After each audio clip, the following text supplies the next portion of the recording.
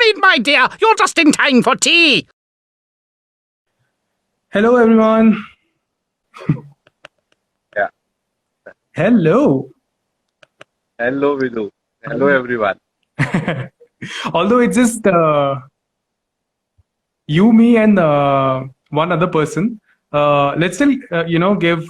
Um, I think we have a good audience. yeah, intimate and more close-knit audience, huh? We can take up more questions. Yeah, but just for reference, people, Jatin is here. We're going to be talking about things of the mind, and he's the expert. We go back. So he's a friend. He's a very close friend of mine. Our friendship goes back to the school days, and we have a lot of kissa. Today is not the day to talk about those kisse, but today, what we want to do is we want to have a light discussion about mental wellness. This is one of the awareness sessions that we have planned for people. I did receive a couple of questions for Jatin, but before getting into all of that, Jatin, why don't you give a quick introduction of what you do, who you are, what your daily life is all about? Well, Vidhu, you know better than me, I think. We have known each other for quite some time. But for all others, let me just tell you that I am a psychiatrist. I am working in Delhi.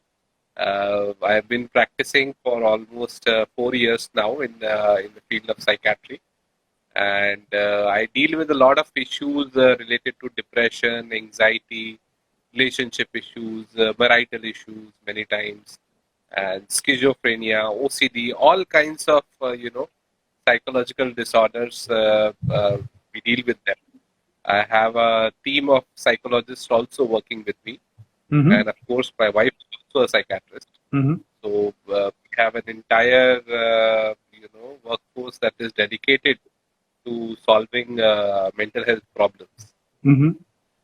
So you are you trying to say that you don't get a break from all of this? We need a break from all of this, but yes, currently the situation, if you ask me, it's almost as severe for the psychology of people. Not just the physical health, but the psychological health is also suffering in this time. So yes, we need more initiatives like this. We need more talks, more awareness amongst people, so that they can seek help even online in this format. During online sessions also can be conducted. So if at all someone is suffering, if at all they forgot to seek help earlier, they can still seek help and they can still start to feel better. Even when the youth is probably going around and people are fearing for their physical health as well. Actually, that's an interesting point, but I also feel that उस point पर आने में it takes people some time to reach that stage, right?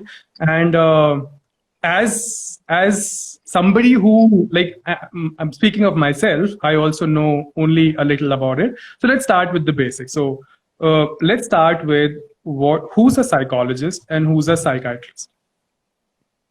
So it's like both are related. But see, psychiatrist is a medical doctor. Psychiatrists are doctors. They do MBBS and then they do post-graduation in psychiatry. And usually a psychiatrist can prescribe medicines also. And they can do counseling also. They can do the common therapies, the CBT, DBT, MET. Whereas a psychologist is a non-medical person. They are not doctors per se, but they are trained in doing some tests for the mentally ill or psychologically ill, or they can even do therapies. These are people who are usually, MA, MPhil, BA, BSc psychology, MSc psychology. Right. Now they come under Rehabilitation Council of India, whereas the doctors, they come under MCI, Medical Council. So both are engaged while treating a psychologically ill person, whether it is depression or OCD. both are important. Psychiatrist's role is also important, and psychologists' inputs are also important. Mhm. And usually they work together Okay. in treating mentally. Okay. mentally. Okay, and so it's interesting when we talk about all of this, and all these terms, treating or OCD and tests and all of that.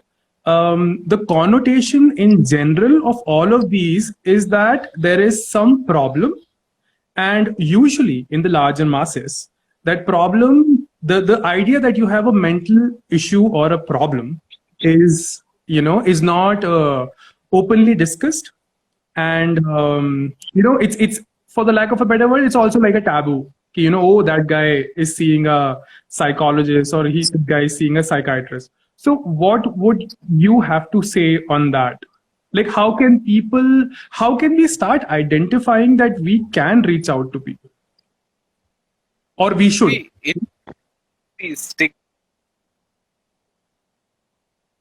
to, I think we've Hey, Jatin, I lost you in Yeah.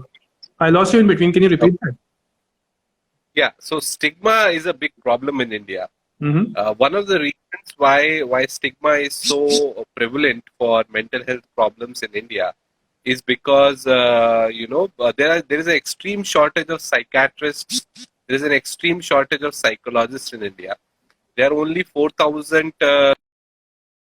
Can you hear me? So yeah, I can hear you. So because of that, what happens is many times people even want to access psychiatrists, psychologists, but they are unable to. Mm-hmm. So if there are less psychiatrists, there is less awareness, there is no manpower development. We are almost like an endangered species, if you ask me. Okay. So because of that, the awareness is less, and people say all kinds of things. Most of these patients end up at faith healers. Mm-hmm. There is still a significant majority of patients in rural areas Mm-hmm. who are psychiatrically ill, but they end up at faith healers. Okay. And in metros, probably there is more awareness. People do walk in, Mm-hmm. but again, there's a significant time gap. Okay. There have been, from my personal experience, I have seen people, who messaged me 1 year back that they wanted an appointment with me, and they never came. Mm-hmm. They messaged in 2018. Mm-hmm. In 2019, they again messaged me that they wanted an appointment now. Mm-hmm. So it has happened many times, and because of lack of awareness, because we don't talk about these issues, Yeah. I think nobody would have interacted with a psychiatrist before. Even if I asked you, Vidhu, you would have never, spoken to another psychiatrist in your life. Yeah. So usually, entire 30, 40 years pass and nobody goes to a psychiatrist for even for a small help. Right. Even if medicines are not needed, there are, ways we can help with psychotherapy or with some other way. Mm-hmm. The supportive therapy, which can work wonders in a Mm-hmm. crisis situation. So that's a good point. So you said crisis situation. If let's say I'm going through something in my life, how do I realize that what is the point when I should seek professional help, or even I see even help from friends? I see there's a lot of hesitation. I don't know why that's there, and I'll give you one example. Personally, with me, what happens is that I have been brought up in a way that I have to sort of solve for all the issues that are there, which I face. Now, my bodily instinct is to just solve those issues. So I never really think about seeking help from anyone. It's not that I'm not trying to seek help, but it just doesn't come to me. And then when you talk about professional help, that's another domain altogether. So how can a person like me identify points where we should rather seek help? So it's a very good question. Now, but the answer is very simple. See, when you have fever, If the fever lasts for a day, you take paracetamol and you just let go of it. Mhm. But if it lasts for a longer period and you are not able to manage it yourself, then you go to a doctor. Right. So similarly, psychological issues also, probably you can try a few things on your own. Mhm. Probably for a week or so, you can try to cope up with it in various ways by distracting yourself, by doing some yoga meditation, or by sharing it with others. But if all that fails to help you, and it starts to interfere in your work, if it starts to you are not able to concentrate on your work, you are not able to focus, then you need to move to a professional to seek help, Mhm. because then things are not under your control. Mhm. It's not depression is not depression or anxiety. It's not like that your problems are big. Mhm. It's not that you have financial problems or you have relationship problems, and that are disturbing you. Depression or anxiety is more like your capacity to deal with these problems has reduced. Okay. Okay, so when you start to feel that you are not able to deal with it, you feel you need some extra help, then that is the right time to approach a professional, a psychiatrist probably. Mhm. I think the first point of contact should always be a psychiatrist, Mhm. and once the psychiatrist has evaluated you, whether your problem is mild, moderate, or severe, based Mhm. on that, he can recommend you therapy, he can recommend you medicines, or both. So that should be the approach. Mhm. Uh, there was one thing which yeah. So you talked about two aspects. One is depression, and the other one is anxiety, right? How would you differentiate between the two, and how can I identify traits which would make me feel that whether I'm moving towards one or the other? So, see, depression and anxiety are pretty much on the same spectrum. Mm-hmm. Okay, you can say one is light blue, one is dark blue, something like that. Mm-hmm. So, depression is, much more severe. And usually, when people are depressed, they may feel lonely, they may feel hopeless, worthless. They will Mm-hmm. not be interested in work at all. Mm-hmm. And they will, feel like dying. It's better to die, better to commit suicide. They will be crying very often, Mm-hmm. and anxiety can also be there during depressive phases. But someone who is only anxious will not feel suicidal. He will be more fearful of Okay. death. Okay. Okay, I don't want to die. I want to live, but nothing should happen to me. He might Mm-hmm. worry about his health more, or he won't have so much interference in work. He Mm-hmm. will still be able to work, but he will probably find it difficult to concentrate. Okay, Okay. so this is the difference. Anxiety is usually, milder form of depression. If we don't treat anxiety, then it can cause, depression. Depression. Mm-hmm. So that's how it is. Mm-hmm. And depression can also be again mild, moderate, severe based on the symptoms. Mm-hmm. But yeah, there's a considerable overlap between the two. Okay. And I remember you happened to tell me that during this lockdown, your workload has suddenly went up, 10 times.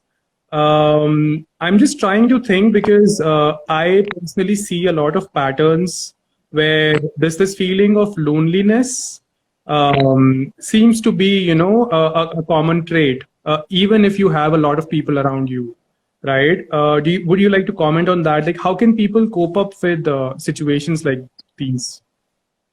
Absolutely, Vidhu. This COVID-19 lockdown is a psychological disaster, if you ask me. See, there are three aspects that I told you earlier, that we are all fighting an invisible enemy, Mm-hmm. and all locked down, and majority of them are switching on their television and reading about or listening about that invisible enemy. So Yeah. this is like a recipe for a psychological disaster, if you ask me. Mm-hmm. Majority of the people are feeling lonely. Majority of the people are feeling anxious. Majority of the people are having sleep issues, Mm-hmm. because there is no physical activity. They are not Mm-hmm. doing that cumbersome work that they were doing every day. Mm-hmm. Like majority are just sitting at one place and doing some household chores, and that's all that they're doing. So Right.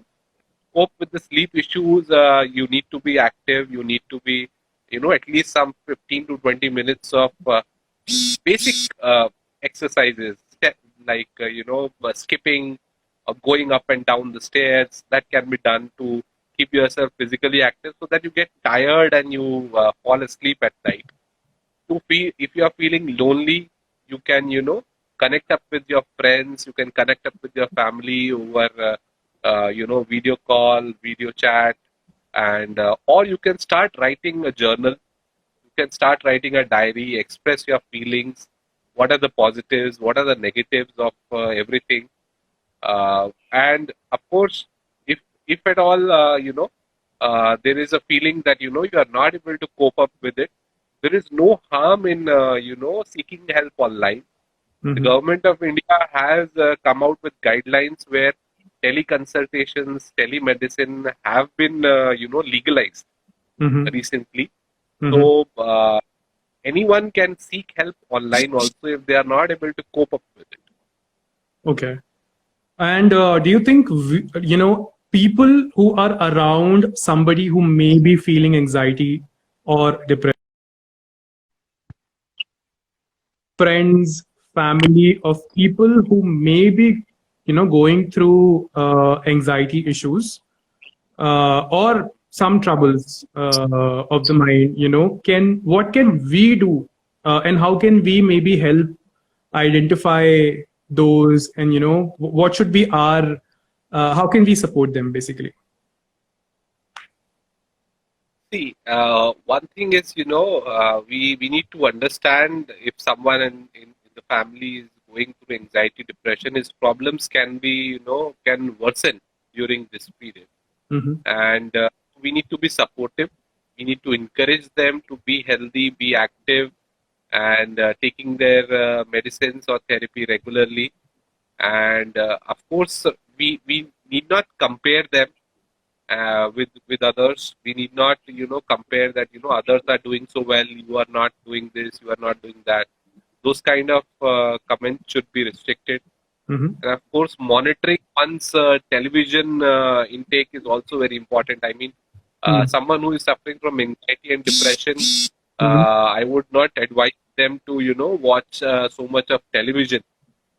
Just 15 to 20 minutes daily would be enough, because news will always be bad, Mm-hmm. whether it is COVID-19 lockdown or whether it is normal world.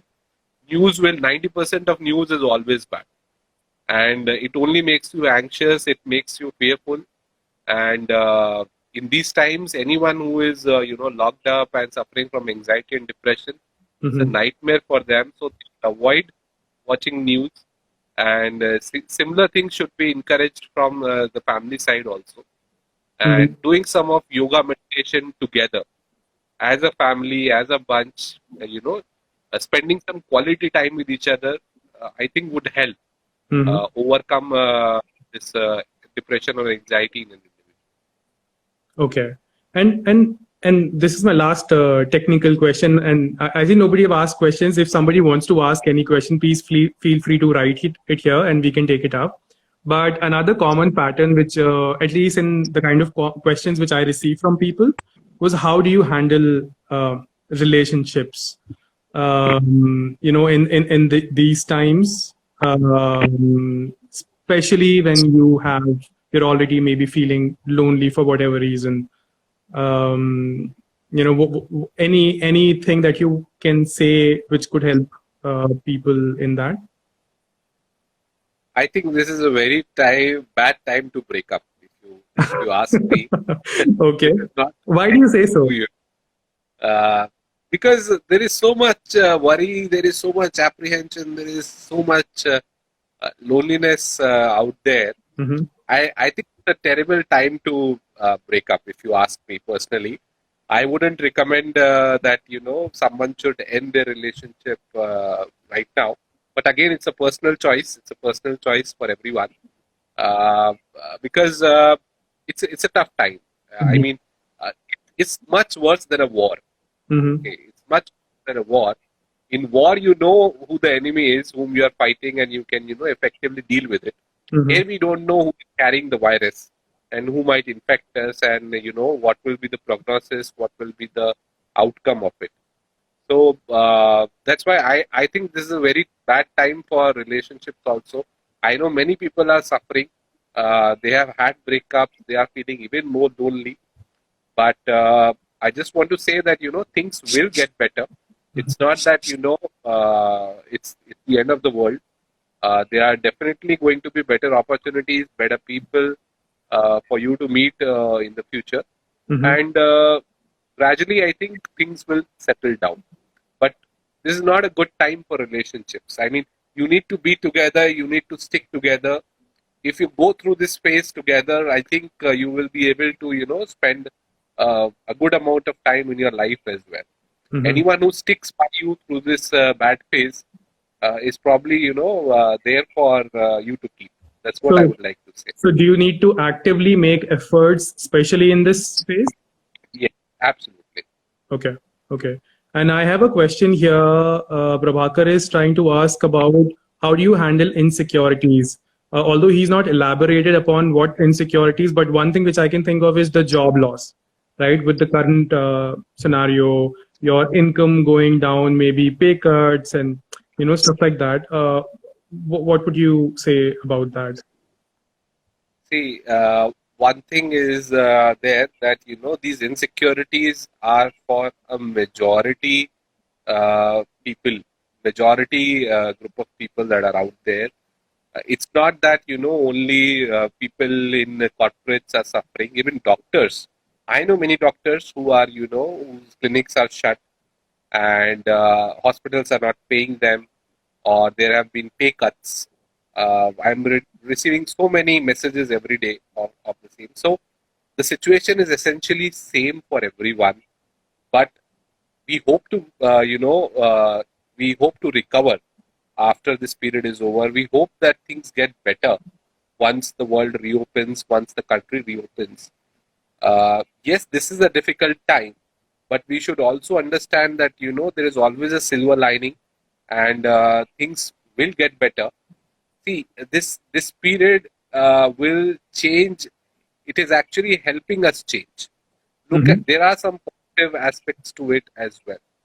You are connecting up with old friends, you are connecting up with your family, you are learning yoga meditation, and Hmm. I would also say it's a very good opportunity for people to quit alcohol, cigarettes, all their addictions, all the guilty pleasures that they had, and lead a very healthy and a better life. Hmm.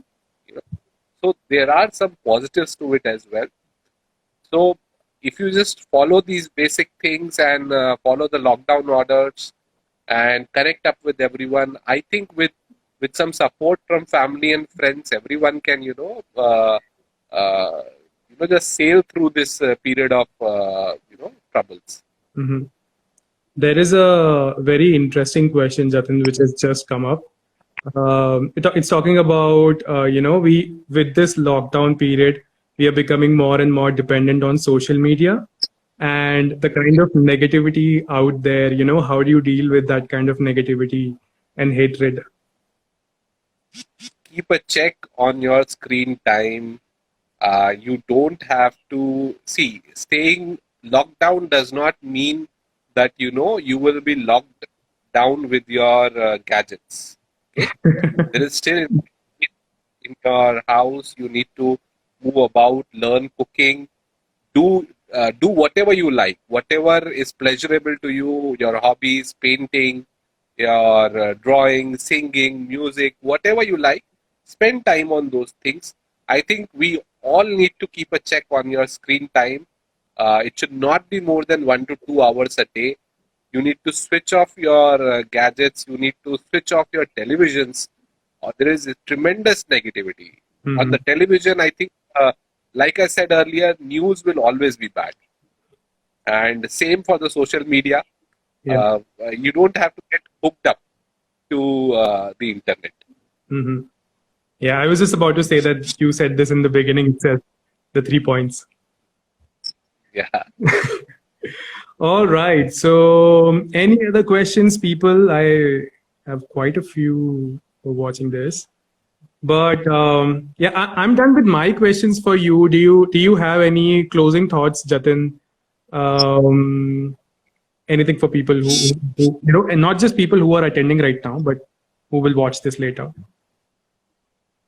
Well, I just feel, Vidhu, that despite its shortcomings, I think there is an opportunity to learn Mm-hmm. learn a lot from lockdown. Like I said, it's a good time to start meditating, start yoga, or get rid of your addictions because they are not available, and good time to connect with your friends, learn some new skills that you always desired.